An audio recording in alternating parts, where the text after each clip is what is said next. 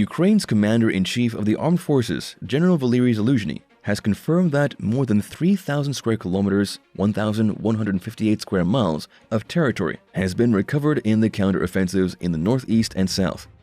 He said that there are 50 kilometers to go to the state border with Russia.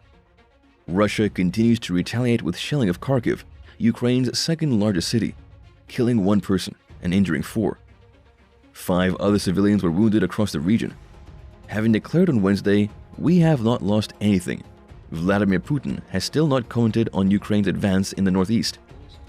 On Saturday, Russian state outlets featured him voting online in local elections and congratulating Moscow residents on City Day.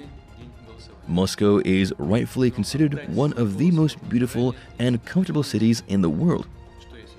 At a park in Moscow, he presided over the grand opening of a Ferris wheel. It is very important for people to be able to relax with friends and family. A Russian blogger was not impressed, and his post soon went viral. "You're throwing a billion-ruble party. What is wrong with you? Not at the time of such a horrible failure." There are reports that the Ukraine counteroffensive has moved from the northeast to the east, regaining a foothold in the Luhansk region. Russian forces completed the occupation of Luhansk in early July with the capture of the cities of Severodonetsk and Lysychansk. However, on Saturday, Russian sources reported withdrawal of their forces from Bielohorivka. Ukraine's Luhansk governor, Serhiy Haidai, said Ukrainian forces reached the outskirts of Lysychansk. On Saturday, the 5th day of the Ukrainian advance in the Kharkiv region, Russian forces fled from a series of important positions. Ukraine's troops regained Lupyansk, a key railway hub, in the morning. An even bigger victory followed in the afternoon, the liberation of Izium, the staging point for Russia's offensive in the Donbas region in eastern Ukraine. There were reports that Liman, another notable railway junction east of Kharkiv, was taken by the Ukrainians. However, Ukraine President Volodymyr Zelensky said that the city is still waiting for our flag, and this is inevitable. Ukraine always returns.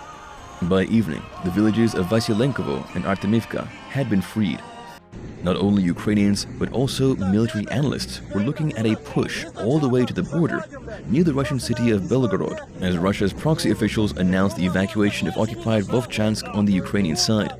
The US-based Institute for the Study of War noted that Ukrainian forces reportedly captured Veliki Burluk within 15 kilometers, 9 miles, of the border.